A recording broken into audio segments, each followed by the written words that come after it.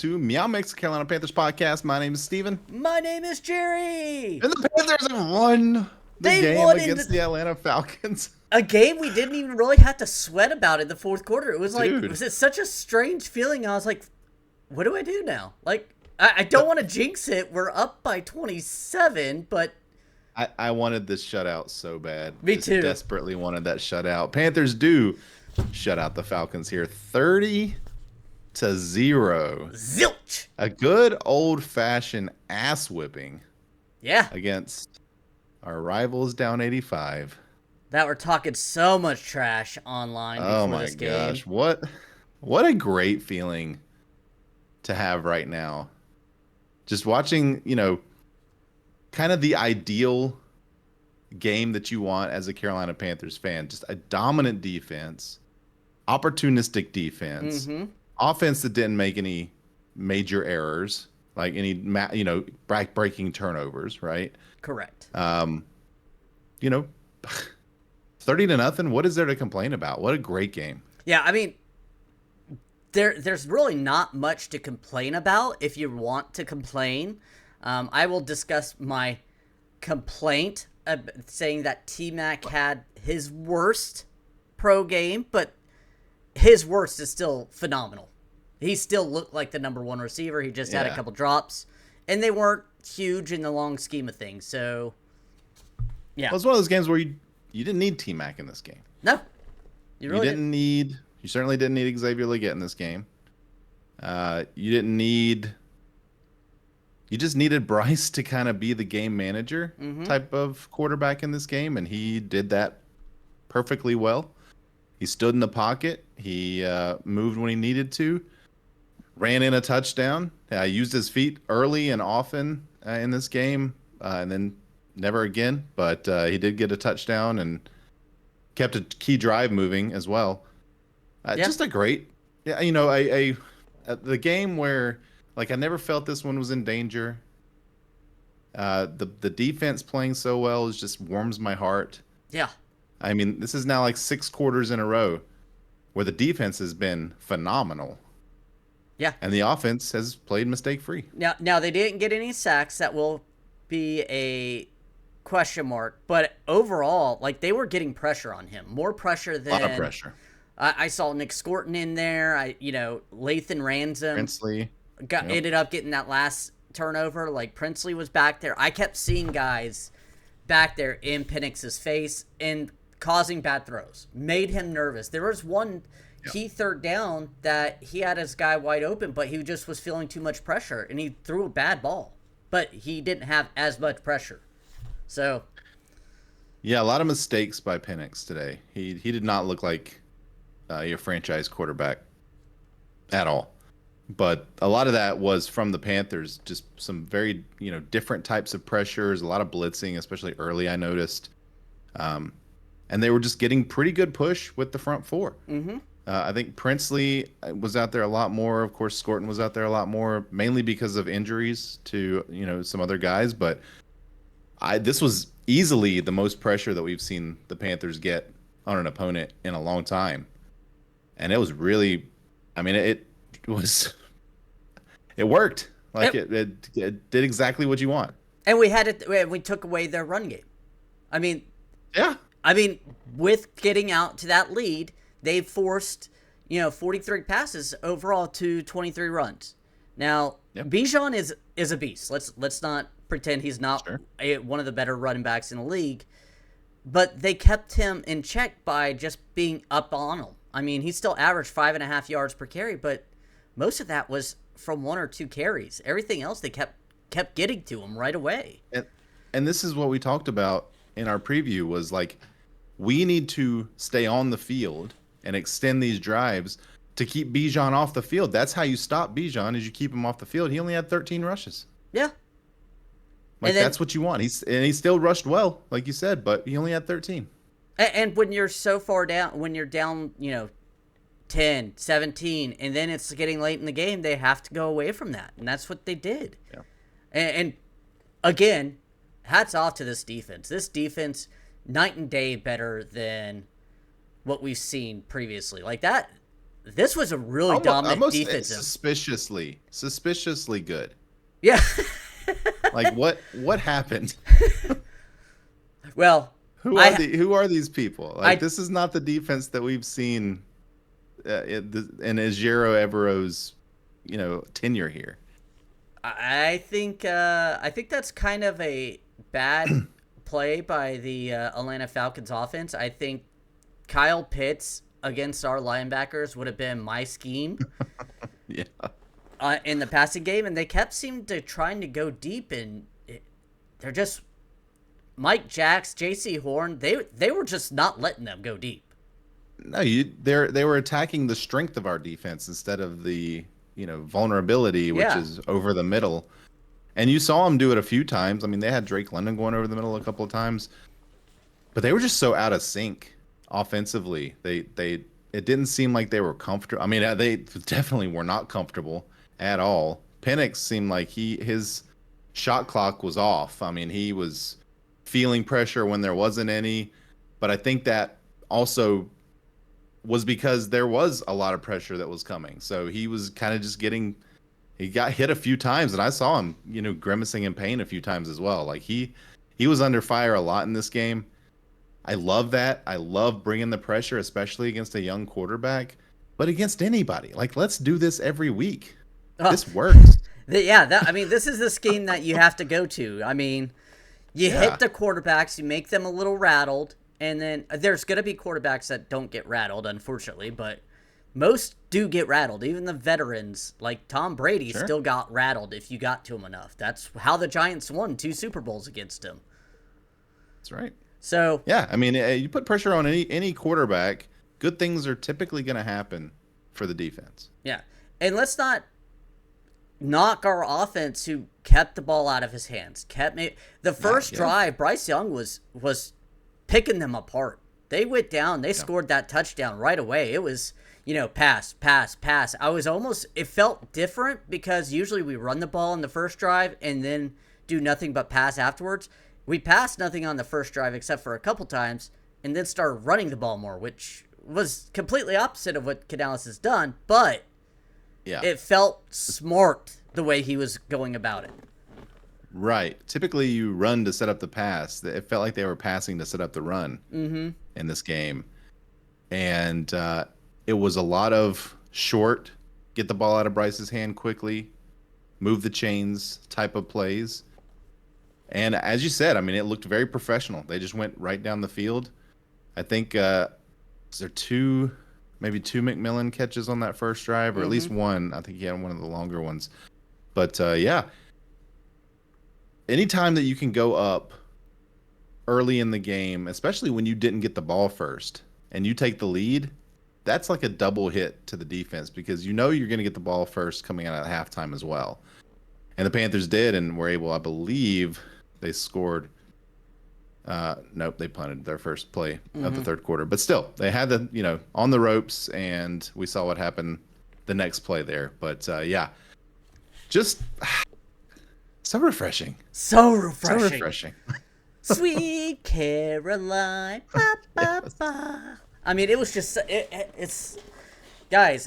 I can't get over. This is the team I thought we could have, and I actually saw it, and it makes me feel good because this is what I thought during training camp could be the style of team where, the defense. Granted, I wasn't expecting 0, but I thought the defense could hold up teams, and this was just a barn burner. This was insane to watch. Chau Smith-Wade, pick 6 in the third quarter, really kind of it felt like broke the spirits.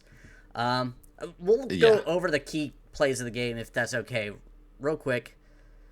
The first one I'm going to go with is a touchdown. The first quarter, 6:44 left. Bryce scrambles, left end, 4 yards, touchdown, and extra point's good. Yeah, capping off that really nice professional drive that we saw, come off the missed field goal. Just a really solid drive by Bryce. Professional. It looked great. Yeah. That's exactly what you want. And then, and that did come off the heels of, let's kind of combine these next two plays together here, Jerry, these key plays. The missed field goals from Romo on the Falcons. The first one especially, a very makeable, I think it was a 40-something yard field goal, 49-yard field goal maybe in the first quarter there. And it sort of looked good for half a second, then just shanked right. Yeah. And then I don't know, he very deflating. And then we go down and score. So that's your 10-point swing right there. And then the second one, a 55-yarder, missed that one. That one didn't even look close. No, and that was right after we scored. We did a 3-and-out on them. They kicked the ball. Trevor Etienne fumbles. That's right, yeah. He muffed the punt, and this defense just shows up and does a quick 3-and-out. I mean, 2-yard run, 5-yard pass play, which was a stupid play by Penix. He threw it to his guy behind the line, and Trevin Wallace just blew it up. Another incomplete, and a 55-yard field goal had no chance. I mean, that was life-saving because that turnover could have been huge, but luckily it wasn't. Yeah, and, for a second there, it was like, oh, man, same old Panthers. Like, you do something good, and then ETN phone's like, oh, man, they're in field. And I 100% knew they were going to score 7 there. I just knew it was going to happen because this is what this team has conditioned me to feel. And then I think what they either got a sack or it was like a really nice tackle for loss or something, backed them up a little bit. I was like, okay, this defense came out to play today. Yeah. And then with the missed field goal again, and it just felt like something was in the air, right? Yeah. At that point. Something's in the air coming to this here tonight. Oh, no. You got singing Jerry today. But after those 2 missed field goals, the game kind of lulled down. We got a field goal and stuff, but no real big plays until the third quarter. We get the ball. Unfortunately, I think it was a 5-play drive. We punted. We knocked them back pretty good. Our special teams, hats off to you guys. You guys really came to play. Special teams was great today. Yeah, I mean, Fitzgerald knocked away his field goals. The coverage team was there every time. Hats off. Great kickoffs today. Yeah. But 2nd and 8 at Atlanta 16. Penix throws it short left to Bijan. Chau Smith-Wade just read it all the way. Pick 6. Yep. Panthers are up 17-0. That kind of felt like it was the floodgates opening of the game. Yeah. Yeah. It was just kind of a microcosm, I think, of the whole game. It was like just a bad decision by Penix to throw that ball. He didn't even really look to see if there was a defender in the area. It was just like, all right, this is my check down, get it out. Don't want to get sacked again. And Wade saw it, kind of, it was just great. Perfect. Straight in right there. You get 7 immediately after that kind of disappointing play or offensive series right out of the half. And that was sort of all right, calm down. Like, now we're up 3 scores. Now it's going to be a little more difficult. Now, the Falcons are going to have to go away from the game that they want to run, the way they like to play. And now the more opportunities are going to come. Yep. And this is the last one I have for the big key ones here. The Falcons drove. We're up 20-0, and it's 1:34 in the third quarter. They still have enough time to get 3 touchdowns. Not crazy. Michael Penix pass short left on 4th and 8 for Ray McLeod. Mike Jackson picks it off, travels 54 yards down to Atlanta 30, and that was a straw. You could just tell everything. They were done. Yep, that was it, and that set up a touchdown drive for the Panthers after that as well. So yeah, and hats off to Dave Canales for going for it on 4th and goal at the 1. I know you're up by 20 at this point. You could have gone 23. I like that. Let's stomp on them. Let's just put them out, and that's what it was. Well, if you think about it, 20-0 or 23-0, it's still a 3-score game. With extra points. So you're not really losing anything by giving them the ball on the 1-yard line, like heading back. And then the 7 is really just kind of the ultimate knife in the throat, and that's what they did. And the way our defense was playing, sure. I love the play call. It was nothing sexy. Yep. It was up the middle, Rico Dowdle, go for it. I mean, if it was, Chuba, same thing. We have two really good running backs, up the middle, go for it, touchdown. And if you don't get that, if you get stopped on the one, like you said, the way our defense was playing, okay, go 99 yards now. Right. Yeah. It was great. It was, and those are the kind of decisions that a game like this kind of makes a coach look good, because it's kind of an easy decision when you weigh all those factors. The way your team's been playing, of course you're going to go for it. And then when you get it, it looks great. Yeah. And if you don't get it, we'd sit here and talk about, well, it would have been the right decision either way. Yeah. And you got to keep that mindset. It was when that happened, it was 4th down and 1. And I was like, just go for it. Just run up the middle. Yeah. Nothing fun. And that's what they did. I was very pleased with his play calling for the most part of today.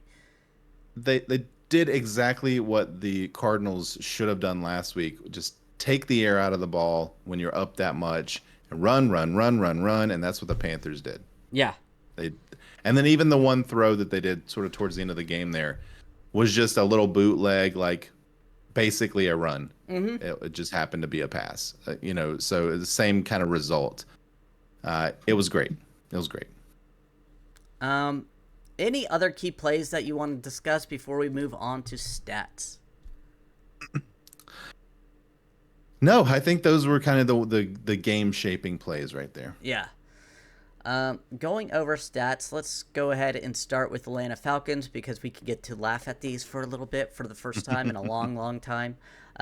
Michael Penix Jr., 18 for 36, 172 yards, 2 interceptions. And I think most of that was in the third, fourth quarter, where it was not garbage time, but garbage time. They were just desperate. Yeah, there was one drive where he picked up most of those yards, I think. But I think that's the Mike Jackson pick. Yeah. He didn't look good. No. He didn't look decisive. He underthrew balls. He overthrew balls. He threw, 2 terrible interceptions that, the great play by Chau Smith-Wade, I will say that. When the Mike Jackson one, it sort of just floated there until it got to him. Yeah. Deal. The receiver fell down, but still, I don't think the receiver standing up I don't think it would have made a difference. Like, that ball was getting picked. Just bad game. Then we saw Kirk Cousins come in for cleanup duty. I doubt that there's going to be like a changing of the guard there. They'll trot Penix out there again next week, but I don't know. A couple more games like this, it'll be an interesting decision, because Kirk Cousins is making a lot of money. He's making a lot on the bench, and he's a solid quarterback. And I thought Cincinnati may be calling them because I don't trust Jake Browning, but after this performance, they may hold on and be like, "Hey, look, there's no need. We may need him shortly." But, yeah, and we mentioned it before. Bijan Robinson, 13 for 72 yards, 5.5 carries, long of 17. It was a solid performance by the run defense, but you took him out, and that's what you wanted to do in this game. Nathan Carter, 7 for 47, 6.7 yards per carry. Most of those were on that last drive. Okay, I was going to say, I don't even really remember him playing. And Tyler Algier, 1 for 4, nothing. Drake London, 5 for 55 on 8 targets. It didn't seem like he really was a factor at all. As much as... No. Go ahead. Again, Jackson and Horn were, played very well, and I'm excited to kind of see the PFF grades and, look at some of the breakdowns, because I feel like both of them had really, really strong games. Yeah, I do too. Mike Jackson and JC Horn, lights out this whole season. It feels like they've been really playing at an elite level. Darnell Mooney played a lot more than I expected him to do. Like, he had 11 targets. I kept seeing them target him. I was like, oh, I didn't realize that you targeted him that much. 4 receptions, 44 yards on those 11 targets, 121-yarder. Kyle Pitts, 4 for 39 on 6 targets. Again, I think that's where they should have tried to mismatch our linebackers. Not a Kyle Pitts fan, but he's just better than our linebackers, which is not hard to... Sure. Bijan, 5 for 39. You kept him in check there on 6 targets. So, That one missed target was the pick six. Ray McLeod, 2 for 20 on 5 targets. And then I'm not going to go over the 1 yarder guys or 1 reception guys. Their defense, Caden Ellis was the lone man with the sack. He also had 3 tackles for loss, so he had a really good game. He played a really good game, yeah. Other than that, Xavier Watts had 9 total tackles. Jesse Bates, he had a solid game, I thought. Didn't see a lot of him, but again, we ran the ball so much that he had to come up. 7 total tackles. Anybody else on their squad that you want to give a shout out to? I just want to give a shout out to Parker Romo. 0 for 2 on his goals. After going 5 for 5 last week, they kept saying that. So, come back down to earth a little bit, buddy. Okay, come back down to earth a little bit. But yeah, nothing else really. Great job there reading off the stats. Thank you. Now we get to do the fun one. Yeah. Let's go over here to the Panthers. So we'll start with Bryce. 16 of 24, 121 yards, no touchdowns, no interceptions. That's the big stat for me. No fumble, no interceptions from Bryce. Now this, again, as we talked about, is kind of just a, you don't have to go out there and do too much type of game. Just don't lose it for us. And that's what he did. Yeah, this was a great game from Bryce, in my opinion. He was accurate early. I would say 3 of those 8 attempts that were drops. They weren't an issue from Bryce. I didn't see the ball thrown any time from Bryce Young that I felt danger. No, I don't think there were any that could have been picked had the guy turned his head around type of ball. Yeah. I didn't see any of that. Everything looked really well thrown. So like we said, just kept the ball out of danger. That's really what we needed from him this week, and that's what we got. As we mentioned, they ran the ball quite a bit. 17 carries for Chuba for 73 yards. 10 carries for Rico Dowdle for 30 yards and a touchdown. Rico gets a lot more carries than I expected, I think. I thought it would be more of 2 for Chuba, 1 for Rico, but Rico's getting a lot of drives just by himself. And I don't think he's running nearly as well as Chuba, so I'd kind of like to see a little, maybe 3 of those carries go to Chuba and be a 20-7 split. I feel like would be that's what I would prefer, or because Chuba's a hot hand. He's one of those guys that when he gets going and gets into a game, and he had that. You could tell he was being very patient, waiting for blocks and just hitting the hole as soon as they opened up. So I agree. I kind of wish we saw more of Chuba instead of Rico, but Rico got that 1-yard touchdown. He played decent. Let's not discredit him, but sure, I think Chuba, he's not bad. It's just that there is a difference. I think. Yes, you can tell just the way that they run. But still, hey, happy to have you, Rico. And then Bryce 2 for 8 for 1 touchdown. And like I said, that first drive he ran twice and didn't run again. He didn't have to, I guess. So good job. And then receiving wise, we want to talk about TMac a little bit here. So he did lead the team in receiving with 48 yards on 3 receptions, but 2 pretty clear drops. And then the one in the end zone, the one-hander, which it looks like he kind of came on him a little faster than he expected. I thought had he gotten his head around a little earlier, he may have had a better chance at that one, but 2 pretty clear drops. Yeah, and I would also like him to start trying 2-handed catches. I know he's good at one-handed, but 2 hands are better than 1. It's just facts. Yeah. And it looked like he had his left hand was a little tangled up in the defender there, but still, he may have had an opportunity to get out there. But yeah, like you said, is his worst game as a pro, but they kind of went away from him in the second half. They didn't throw the ball much at all. So I think had we needed him, I would, but still though, on those 3rd down, 4th down plays where he just didn't get the ball or didn't catch the ball, that's kind of the next step for him. Be that reliable guy every play. He's got great hands. He made a couple of really tough catches in this game too. One where I swear he jumped, 12 feet into the air to catch it. The it was really play. Impressive. Yeah. So still a superstar. Still extremely happy to have him. But luckily, the drops that he had today wasn't a problem.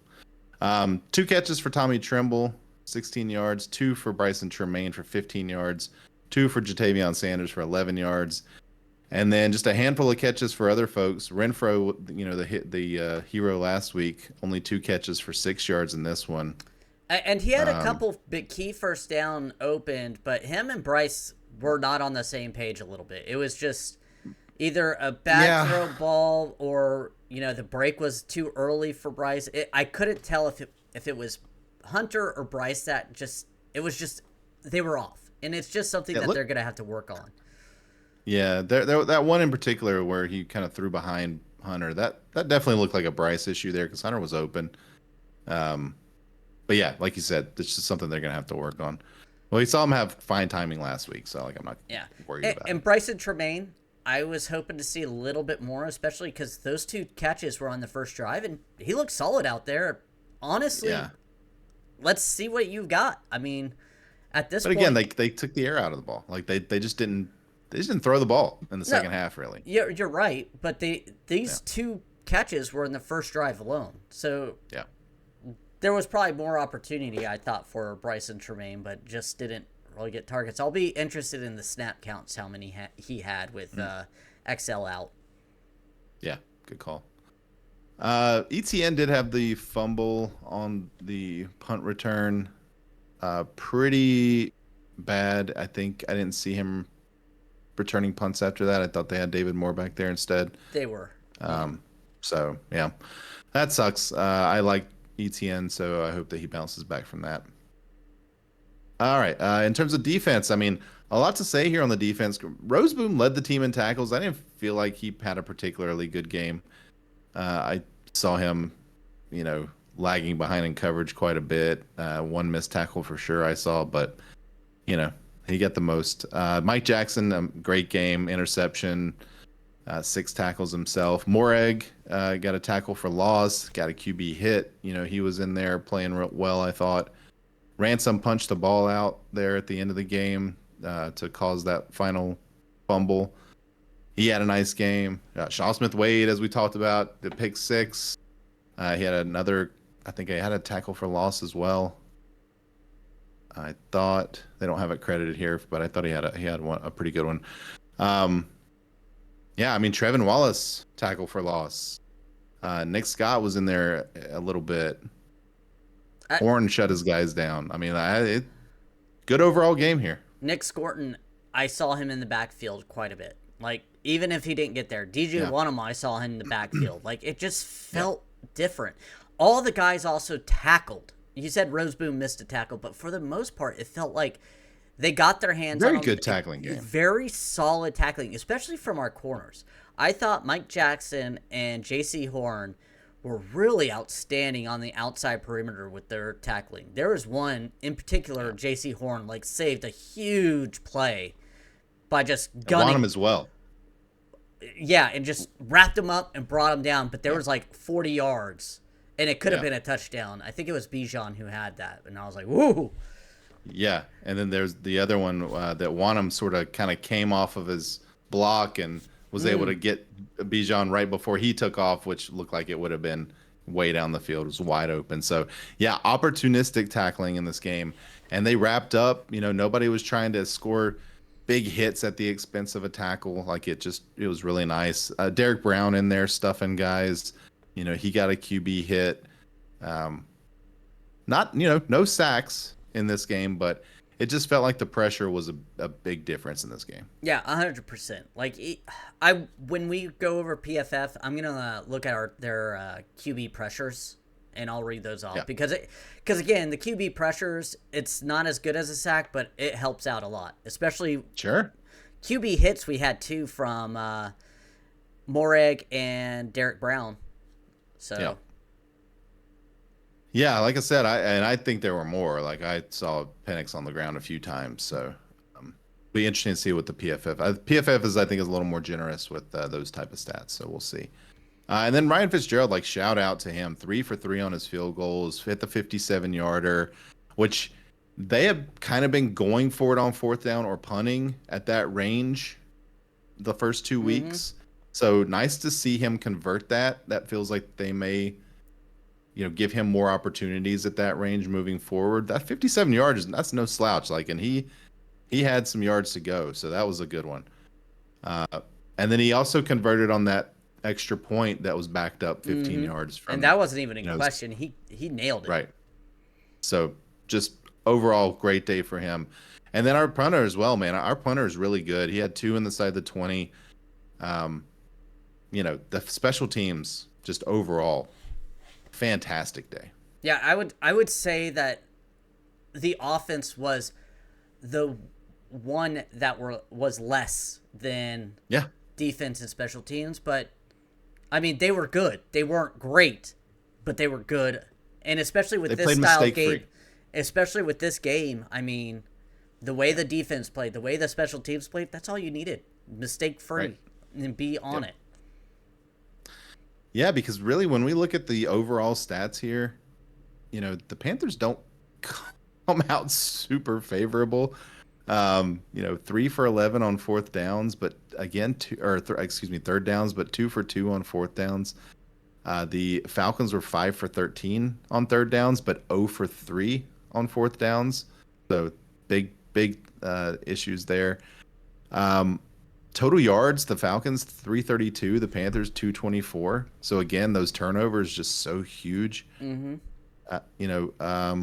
Again, looking at the turnovers, 3 for the Falcons, 1 for the Panthers. So that's going to get us close to 50-50 on the season, I think. But I mean, rushing yards, they outrushed us, they outpassed us. But they didn't outscore us, Jerry. They lost. Yeah, I don't even know what to say besides, I mean, the stats look favorable to them, but watching the game, you could tell the Panthers had this game all the way. There was just, after that first initial, push by them, it was like, oh, no, that's it. Yeah. So this is one of those games where the stats do not tell the story at all of how this game was played, because the Panthers were in control the entire time. Yeah. There was no doubt. No, anything after the second quarter was all Panthers. Yeah. Anything else you want to talk about? I guess penalties. I did see that 125-yard pass play to Bijan Robinson should have been called back. Kyle Pitts was holding our linebacker. Yeah, I noticed that as well. Yeah. I was kind of upset they didn't call that because I think it was a third down and long, and it was obvious in my eyes that it was a holding. But for the most part, it was a big play. Yeah. For the most part, it looked like a fairly well refed game. Yeah, not too many. I mean, the Panthers had 6 penalties for 55 yards. I mean, that's okay. That's that. And there was a couple of one of them I think was on purpose. The delay of game, false start for the punt. And then there was one towards the end of the game that wiped out a nice sized Chuba run. So that one I felt a little bad about, but a few of them were kind of ticky-tack calls too. Like you could have gone either way. Or the personal foul player from the bench came on to the field after that touchdown. Right. That happens quite a bit. I don't think they typically call it, but I mean that's two right there. That was just not like no big deal. And I think with that one, I thought it was just more exuberance of going up 17-0, just like absolutely, just a huge pick, and you could feel it. I heard it in the stadium, and I felt it from the team watching them that they were just in a groove and having fun. Yeah, you could see on the sidelines, everybody was real loose, and it was just one of those games that we don't get a lot of. No, we don't here. So we're gonna enjoy this one. But what is it? So, how do you feel, kind of coming away from this game? We had our feelings after week 1, and we were pretty down. Mm-hmm. And then week 2 was, started off really, really down, and then kind of, towards the end, okay, at least they didn't quit. And then this game, just total domination. Like, what is this team? I'm gonna knock some bad juju out here. I think Dave Canales did not have this team prepped for the season. It looks like this team is slowly getting together their sea legs. I think last week I was hoping after watching that second half that maybe they found something and they were gonna try to build on it, and I felt like they did build on it. Well, hard to say they didn't. Yeah, well, I mean, but we don't know what the future holds. But it felt like they picked up on that. They came home finally, and they were just like, okay, let's work on building on it. And that's what they did. The puzzle pieces fit really well this week. So, gun to your head, are the Panthers closer to this team or to week 1 moving forward? My Panthers says this team, the one that played today. But you never know, because you could run up against a really good quarterback and a better coaching scheme. Because, again, I felt like there was some opportunity in the middle of the field that just wasn't taken advantage of today. Yeah, I do feel like the Panthers have been the beneficiary of some pretty questionable coaching and playmaking decisions here the last couple of weeks. But that's what happens every week in the NFL, and they've taken advantage of those errors, and that's what good teams do. So I'm not going to say like that these are fluky games by any means. No. I wasn't trying to say that. So no, I didn't think you were. But I agree. I also would say the Panthers are closer to this team than they were week 1. Next week's going to be very telling. You know, going up to New England, playing against a better coach, probably the best coach they've played against so far this season. It'll be interesting to see how they come out and play. Yeah, I mean, against Mike Vrabel, a team that wants to kind of play like we play. Yeah, or played today at least. Yeah, they lost today to Pittsburgh, so they're 1-2. It's not like they're a great team, but they have the ability. They have Hunter Henry that's going to be able to challenge that middle of the field. So we'll see. Yeah, it could be a fun season. Like if we win next week, we kind of talked about this a little bit in our preview, but if they win next week, I mean, then you're looking at back-to-back home games against the Dolphins and the Cowboys, and then you're going to New York to play the Jets.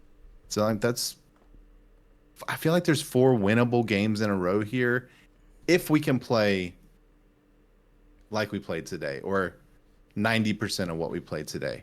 Like those are all winnable games. Yeah, 100%. You just have to play good defense, and unfortunately, this team has not been playing good defense.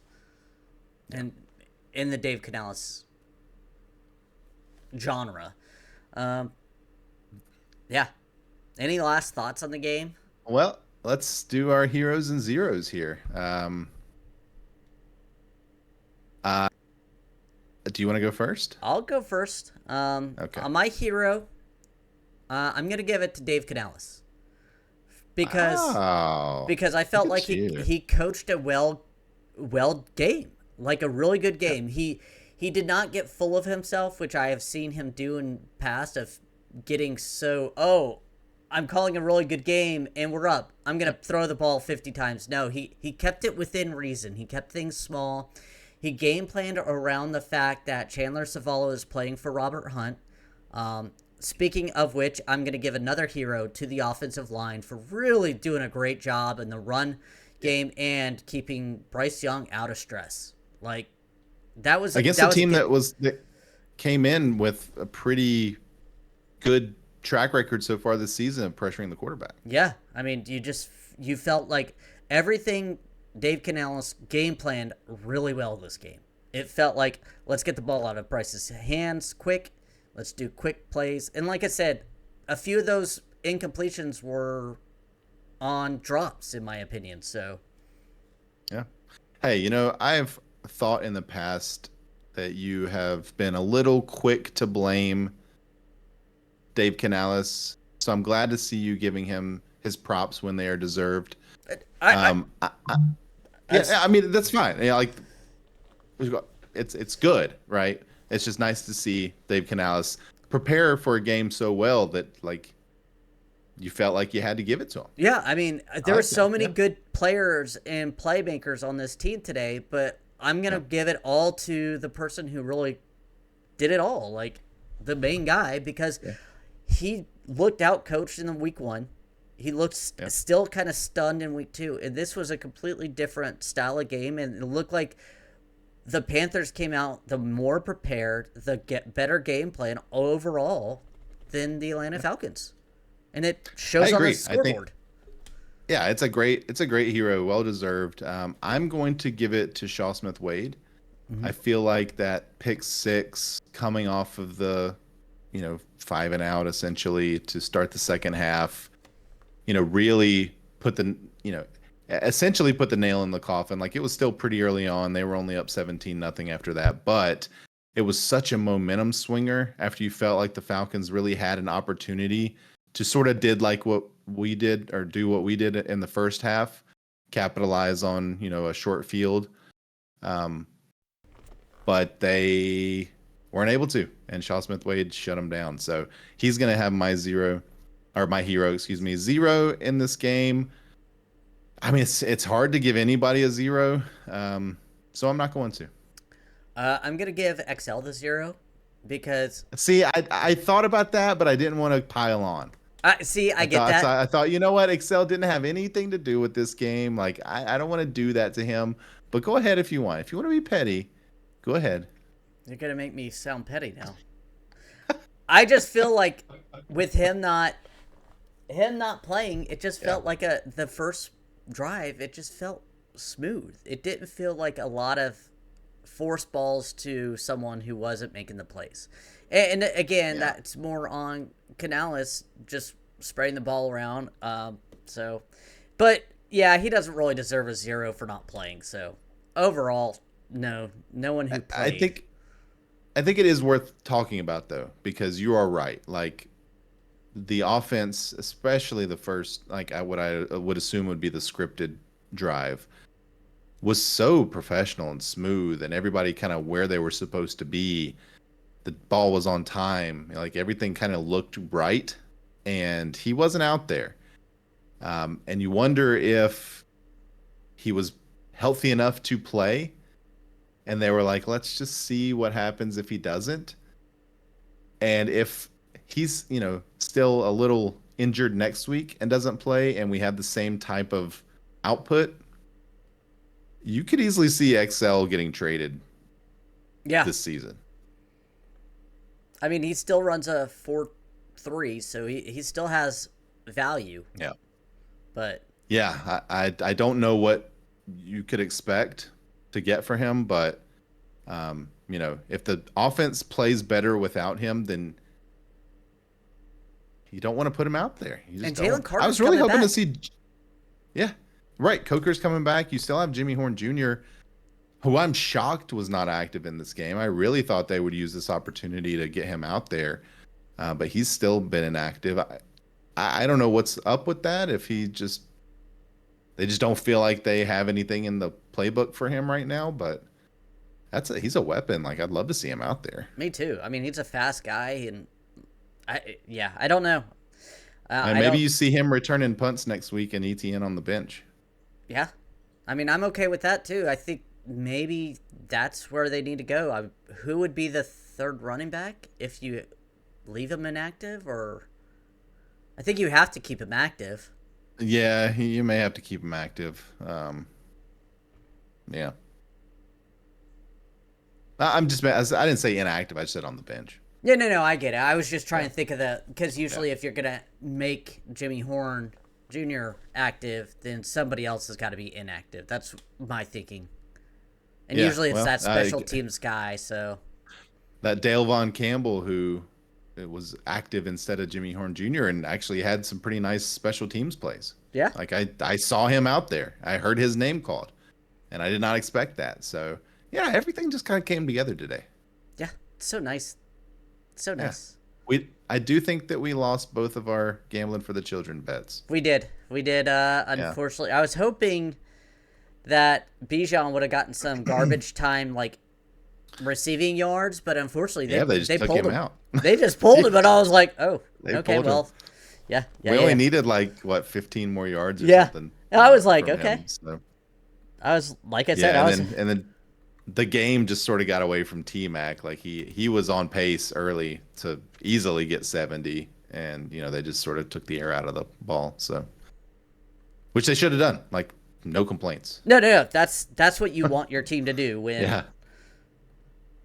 We had the luxury of just running the ball for the last quarter and a half, essentially. That's a great luxury. Yeah, I mean, the last 6 quarters have just been outstanding Panthers football. I mean, it's essentially most of our scoring for the year. And the defense has played excellently. Like, that, what changed? I don't know. I'd love to know what changed on defense after halftime of last week, because they have just been dominant. They excuse me. They look so much better. Like, it's insane. Yeah. It's been a tale of 2 halves of the season here. You had the first 6 quarters of the season, and now you got the last 6 quarters of the season here. And they've looked like 2 totally different teams. One team that would be looking at the first pick in the draft, and the other team who might be looking at their first division title since 2017, 2015, whatever it was. It's a new day, man. I truly feel like this is a turning point. This could be a very big moment for the Panthers. I do too. We did receive a text message after the game from our friend Andrew. He says, just smiling, and it's about time. Great day, great game, amazing game, and thank you, No XL. I mean, yeah. I don't know any upset Panther fans this week. I mean, this game was just so much fun. We should have gone live just so we could all celebrate together, but. Yeah. Well, I mean, just when I think about football in general. Tom Brady knowledge is 10 pounds of football in a 5-pound bag of Jerry. 5-pound bag of Jerry. I got to figure out better ways to insert those into the podcast, but I wanted to at least play one. Yeah. It's a great feeling to come out of a game like this and just know that you get to have this feeling for the whole week. Yeah. Like this is what our team is for the next 7 days. We get to literally watch like SportsCenter, and they're gonna do a quick breakdown of this game because we stomped them out. Yeah. Stomped them out. All those football podcasts I love listening to that I just, on Monday mornings, I just get real like, oh God, I gotta listen to talk about how bad the Panthers were. I get to listen to them talk about how good the Panthers were and how shocked they are that the Panthers beat this team that a lot of people thought were going to be fighting the Bucs for the division. A lot of people were like, they're set up for success for the next, 5 to 7 years with Penix and Bijan and, Drake London and, all these great talents that they have. And they just got their asses kicked by the quote unquote worst team in the league for the last several years. Not a quote unquote, like just they are. But yeah, we oh gosh, it's so nice. It's so nice when we get these weeks. Yeah, this is probably the best week we've had in years, in the sense that this game wasn't close. It was dominant. But yeah. I said the last shutout that we had that was 30 points or more was in 2015 season against the Falcons. It was actually the year 2014. So. Oh, okay. But yeah, it's 2015 season. So. Wow, how about that? Hey, don't look now. If we win next week, we may have something here. Next week's big, and next week's huge. Gonna tell us a lot. Yeah. All right. I think that's going to do it. Yeah. All right. If you want to text or leave us a voicemail, you can at our phone number at 980-494-0071. Thank you for listening. If you like the show, please let your friends know. Help the pod grow. Please follow us on Twitter at MeowMixPodcast. If you have any questions or comments, you can email us at mailbag@meowmixpodcast.com. If you leave us a 5-star review with a comment on Apple Podcasts, we'll read it on our show. Please like and subscribe on YouTube. We'll be back sometime in the middle of the week here to put a bow on this game, talk some PFF scores. what we've heard from the various press conferences, all the fun stuff that we like to do in the middle of the week before we break down the New England Patriots matchup. So until then, everybody stay safe out there and keep pounding.